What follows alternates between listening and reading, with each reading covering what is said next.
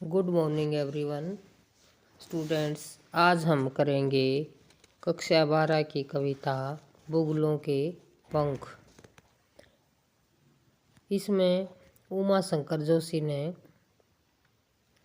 आकाश में उड़ते हुए बुगलों की पंक्तिबंद कतार को देखते हुए जो है ये कविता लिखी है कि आकाश में, जैसा कि ऊपर जो है पिक्चर में दिख रहा होगा आपको कि बुगले जो है वो लाइनों में उड़ रहे हैं। ऐसे देखो, ये लाइनों में जा रहे हैं, बिल्कुल सेम इनके अंदर गैप है, वो लाइनों में जा रहे हैं। और आसमान में काले बादल छाए हुए हैं और ये बेहद साफ और स्वच्छ रंग के बुगले पंक्तियों के अंदर और अनुशासन से उड़ते जा रहे हैं। और शाम जो है सांझ का समय है और उस समय कवि उमा शंकर जोशी बैठा हुआ इनको एकटक देख रहा है और उनको देखते देखते कवि को जो है ये कल्पना उनके मन में जागती है कि किस प्रकार से ये कितने सुंदर लग रहे हैं, किस प्रकार अनुशासन में उड़ते जा रहे हैं। ये कवि की कल्पना जो है इन पंक्तियों के माध्यम से कवि ने इसमें उकेरने का प्रयास किया है। आइए इन पंक्तियों को, इन कविता को देखते। जैसा कि कविता के शीर्षक से पता चल रहा है बुगलों के पंख, कि बुगलों के पंख जो है वो कैसे दिख रहे हैं कवि को। यहाँ उमा शंकर जोशी प्रकृति के सौंदर्य का वर्णन करते हुए कहते हैं कि बुगलों के पंख जो है वो कैसे हैं। नभ में पाती बुगलों के पंख, नभ में पाती बंधे बुगलों के पंख। पाती का यहाँ पर अर्थ है, पाती का यहाँ पर अर्थ है कि जो है पंक्ति। पाती का अर्थ यहाँ पर है पंक्ति। पाती शब्द जहाँ भी आएगा पंक्ति को इंडिकेट करेगा। ये है पंक्ति, लाइन, कतार।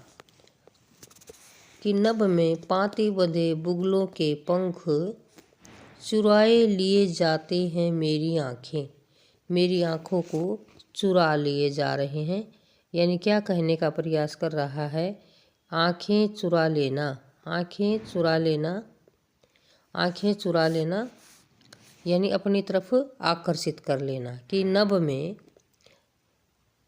पंक्ति बंद जा रहे बुगले मेरी आँखों को अपनी तरफ आकर्षित कर रहे हैं। अर्थात आसमान के अंदर उड़ते हुए बुगले की कतारों को देखकर कवि जो है उनकी तरफ आकर्षित हो जाता है, उनका ध्यान उनकी तरफ खींचा चला जाता है। फिर कहता है कजरारे। कजरारे, कजरारे का अर्थ है काले। कजरारे बादलों की छाई नभ छाया, कि आसमान में जो है वो काले बादल छाए हुए हैं। होले होले जाती मुझे बांध निज माया से। होले होले, होले होले धीरे धीरे, होले होले धीरे धीरे, धीरे धीरे क्या है? मुझे बांध निज माया से। मुझे जो है अपनी, निज माने निज का अर्थ है यहाँ पर अपनी, निज का अर्थ अपनी माया से, अपनी सुंदरता से। कि मुझे जो है शाम के समय तैरती सांझ की सतेज श्वेत काया। होले होले जाती मुझे बांध निज माया से। श्वेत काया वाला कौन है भाई? बुगला है। श्वेत काया वाला कौन है? बुगला। क्या कहता है? तैरती सांझ की सतेज श्वेत काया, होले होले जाती मुझे बांध निज माया से। क्या कहता है कि जो शाम जो है, शाम के समय तैरती सांझ यानी शाम, सांझ शब्द जो है तद्भव शब्द है। सांझ की सतेज, तेज से युक्त, उज्ज्वल जो है, उज्ज्वल श्वेत शरीर जो है शाम के समय जो बुगलों का उड़ रहे हैं जो आकाश में, वो क्या होता है उससे धीरे धीरे जो है मुझे अपनी सुंदरता की तरफ आकर्षित कर रही हैं। मुझे बांध निज माया से बांध रही हैं, आकर्षित कर रही हैं, खींच रही हैं। कि शाम के समय उड़ते हुए बुगलों के पंक्तिबद्ध कतारें जो सफ़ेद शरीर वाले हैं, सफ़ेद शरीर वाले हैं, एक तेज से युक्त हैं, उज्जवल शरीर वाले हैं, उनकी सुंदरता मुझे धीरे धीरे अपनी तरफ आकर्षित कर रही है।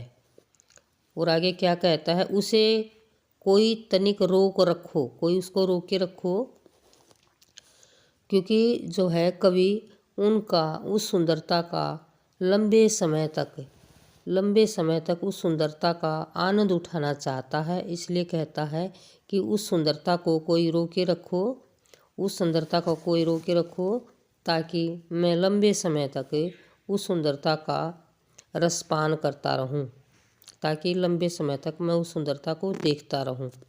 फिर क्या कहता है, वह तो चुराए लिए जाती मेरी आँखें, चुराए लिए जाती मेरी आँखें, नभ में पाती बंधी पंक्ति बंद बुगलों की पाँखें।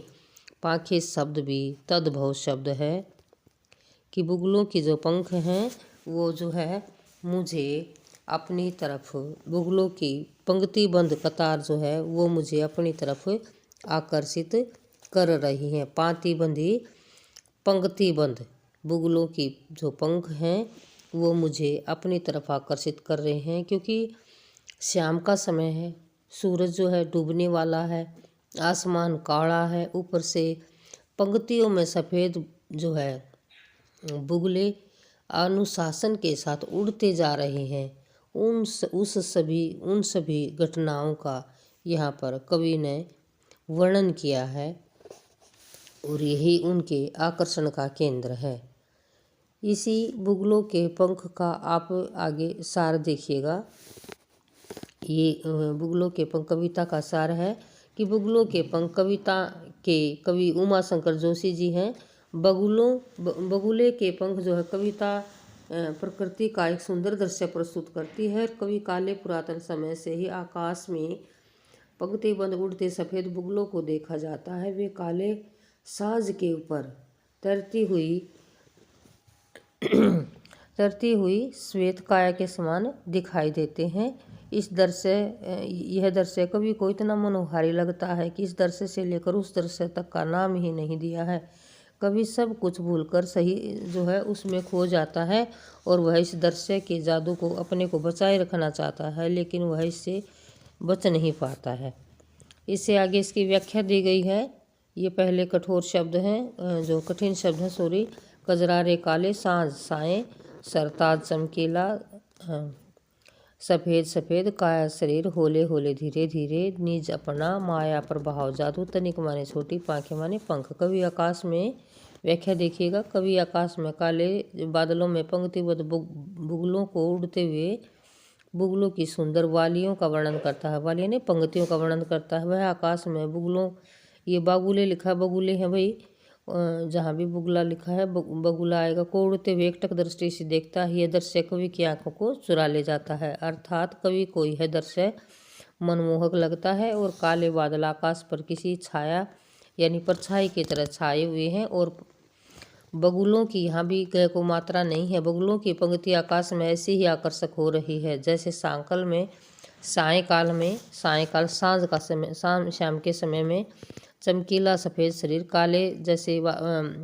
काले बादल जैसे आकाश में तरते हैं। इस दृश्य से कवि का मन मनमोहक लगता है और उसे महसूस होता है कि उनके जादू से यह दृश्य धीरे धीरे अपने साथ छोड़ रहा है। बुगलों की पंक्ति उड़ते उड़ते दूर जा रही है और मनोहारी दृश्य कवि की आंखों से ओझल हो रहा है। इसलिए कवि कहता है कि मनमोहक दृश्य को, ये मनमोहक है भी, मन नय को ओगी मात्रा है, इसको हटा देना है। मनमोहक दृश्य को लुप्त होने से रोक ले।